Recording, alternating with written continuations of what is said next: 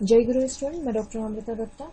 आज के इस वीडियो में हम लोग नवपाषाण काल के कृषि औजार और कला के बारे में जानेंगे। मैं आपको ये बता दूं कि ये सेमेस्टर 1 CC1 पेपर का है और इस वीडियो में जो महत्वपूर्ण बिंदु हैं वो ये है कि इसमें कृषि कैसी थी, मतलब नवपाषाण काल में कृषि की स्थिति कैसी थी, औजार बनाने की विशेष तकनीक क्या थी, औजार क्या थे या फिर अन्य उपकरण क्या थे, काटने या बुनने की कला क्या थी, बर्तन निर्माण किस तरह से होती थी, पशुपालन कैसे होते थे, मृद भांड बनाने की कला क्या थी और व्यापार क्या थे।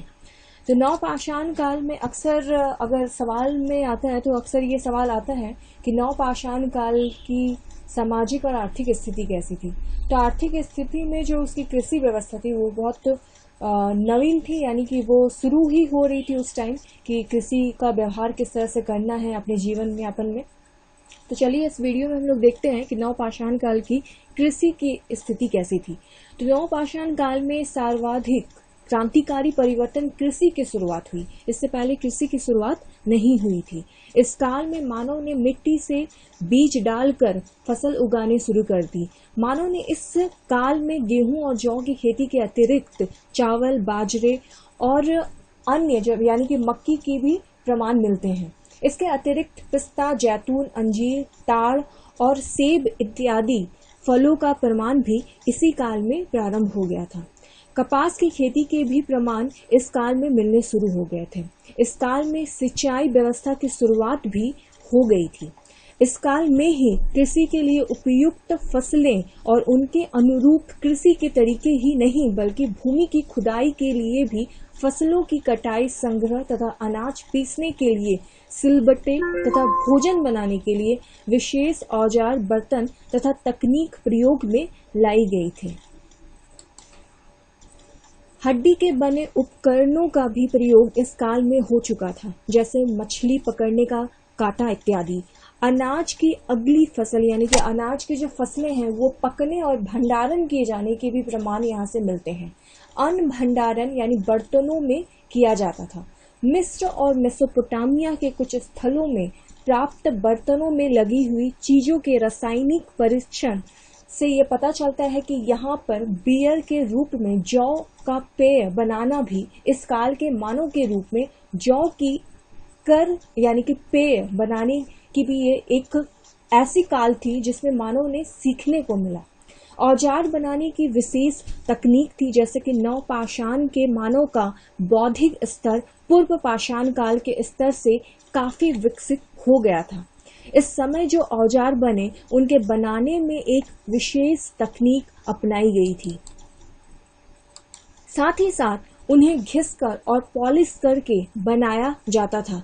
सबसे पहले पत्थर की फलक उतारी जाती थी, फिर उबड़ खाबड़ हिस्सों को ठीक किया जाता था, तत्पश्चात उसकी घिसाई की जाती थी, फिर उस पर एनिमल फैट आदि लगाकर पॉलिश की जाती थी। यानी कि औजार बनाने के लिए जानवरों की चर्बी का भी इस्तेमाल किया जाता था। औजार किस तरह के होते थे ये मैं आपको बता दूं कि इस प्रकार मानव ने चिकने, चमकदार तथा सुडौल हथियार बनाने की विधि का आविष्कार किया। इसमें कठोर पत्थर की पॉलिशदार कुल्हाड़ी प्रमुख है। इस काल में हथौड़े, छेनी, खुरपा, कुदाल, हल, हसिया तथा सिलकर प्रयोग किया जाने लगा था। ये औजार कृषि और शिकार में प्रयोग किए जाने लगे।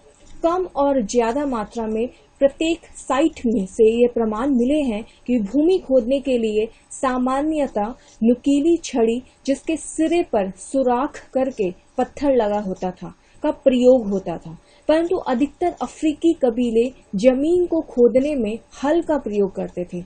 यूरोपीय तथा एशियाई जातियां भी ऐसा करती थी। जो अन्य उपकरण नवपाषाण काल में मिले हैं वो मानव के अपनी सुख सुविधा और भी उपकरणों का आविष्कार किया। उसने ऊपर चढ़ने के लिए सीढ़ी बनाई, झीलों और नदियों को पार करने के लिए नाव का आविष्कार किया, फसल काटने के लिए दराती, सूत काटने के लिए तकली तथा चरखा कपड़ा को बुनने के लिए करघों का निर्माण किया। इस काल के मानव को नरकुल की शाखाओं से सीढ़ियों यानी कि सीढ़ियां बनाने की काल का भी प्रमाण मिला है। काटने या बुनने की कला। इस काल में कपड़ा बुनने की कला का भी आविष्कार हो गया था। अब वे लोग खाल व पत्तियों के वस्त्र पहनने लगे थे। करघे का आविष्कार एशिया में नवपाषाण काल में हुआ था। यह आविष्कार अवशेष मिस्र तथा पश्चिम एशिया में मिलते हैं। इस युग के मानव ने चरखे, तकले तथा करघे की सहायता में कपड़ा बनाना शुरू कर दिया था। यानी कि ये कहा जा सकता है कि सोच की नवीनता आ चुकी थी। स्विट्जरलैंड में कुछ कपड़े के अवशेष, मछली पकड़ने के जाल का एक टुकड़ा तथा टोकरी प्राप्त हुई है। नवपाषाण गांवों में कपास के प्रमाण मिले हैं। यहाँ कपास की खेती और भेड़ पालन होता था, अतः कपड़ों का व्यापक प्रयोग इस काल में शुरू हो गया था। सुइयों से वस्त्र सिले जाते थे। यानी कि यहाँ पर इतनी नवीन चीजें हो चुकी थी कि कपड़े बनाने के लिए सुइयों का इस्तेमाल किया जाने लगा था। नवपाषाण काल की बर्तन निर्माण कला, जो इस काल में मानव अपनी आवश्यकता अनुसार बर्तन बनाने लगा था। बर्तन चाक पर भी बनाए जाते थे। अवशेषों में इस काल के पॉलिशदार मृद भांड भी मिली है, जो पकाने तथा पहले या पिंक रंग की जाती थी। पाकिस्तान के मेहरगढ़ से भी इसके प्रमाण मिलते हैं। जेरीमो में लोग पत्थर और लकड़ी के बर्तन प्रयोग में लाते थे। ऐसे प्रमाण मिले हैं कि लोग बर्तन के पृष्ठभूमि पर गहरे रंग से चित्रकारी करते थे। नवपाषाण काल में कृषि की तरह पशुपालन की स्थिति भी बन चुकी थी। जैसे कि इस काल में कृषि के साथ साथ मानव ने पशुपालन की आवश्यकताओं का अनुभव किया। पशु कृषि में तो सहायक होती ही थी, साथ ही इनसे उन्हें दूध तथा मांस की प्राप्ति भी होती थी। इस काल में कुत्ता, गाय, भैंस, भेड़, बकरी, सूअर तथा बैल आदि पाले जाने लगे थे। ये पशु उस समय के मानव की लगभग सभी आवश्यकताओं की पूर्ति में सहायक अर्थात मांस और दूध का स्रोत भी ये पशु ही बने। सिलाई बुनाई के लिए भेड़ों से प्राप्त होने वाले रेशों का इस्तेमाल किया जाता था। पहिए के आविष्कार के परिणाम स्वरूप पहले बोझ को ढोने के लिए, यानी कि बोझा जो होती थी उसको ढोने के लिए आवागमन के लिए पशु का भी प्रयोग किया जाता था। संभवतः इस काल का पहला पालतू जानवर कुत्ता था। इस काल में मनुष्य पशुओं से काफी परिचित हो चुका था। वह यह समझने लगा था कि अगर पशु उनके समीप रहेंगे तो वह जब चाहेगा उनका शिकार कर सकेगा। इसलिए वह अपने खेतों से उत्पन्न चारा उन्हें देने लगा था। धीरे धीरे आवश्यकता एवं उपयोगिता के अनुसार पशुओं की संख्या बढ़ती चली गई थी। नवपाषाण काल में मृद भांड बनाने की कला प्रारंभ हुई, यानी कि चाक का आविष्कार हुआ। ये अक्सर कॉम्पिटिटिव एग्जाम में आता है कि किस काल में चाक का आविष्कार हुआ और किस काल में बर्तन बनाना शुरू हो गया था, यानी प्रारंभ हो गया था। तो हम लोग इसका आंसर दे सकते हैं कि नवपाषाण काल में मृद भांड यानी बर्तन बनाने की शुरुआत हो चुकी थी। कृषि कार्य या पशुपालन आरंभ होने से मनुष्य के पास खाद्य सामग्री प्रचुर मात्रा में एकत्र होने लगी, परंतु इनका संग्रह करने के लिए पात्रों यानी बर्तनों का अभाव था। इस कठिनाइयों को दूर करने के लिए मनुष्य ने मिट्टी के बर्तनों का निर्माण करना आरंभ कर दिया। इसका प्रारंभ कब और कैसे हुआ कहना कठिन है। इस काल के आरंभ के परिणाम स्वरूप मनुष्य ने खाद्य सामग्री के संग्रह के लिए बड़े बड़े मृद भांडों का निर्माण किया। वह धरती में गड्ढा खोदकर उसकी चारों ओर से लिपाई करके उसमें भी खाद्य सामग्री संग्रहित करता था। ये बर्तन वह पले हाथ से, यानी कि वह बर्तन वह उन जानवरों से उनके खाद से बनाते थे।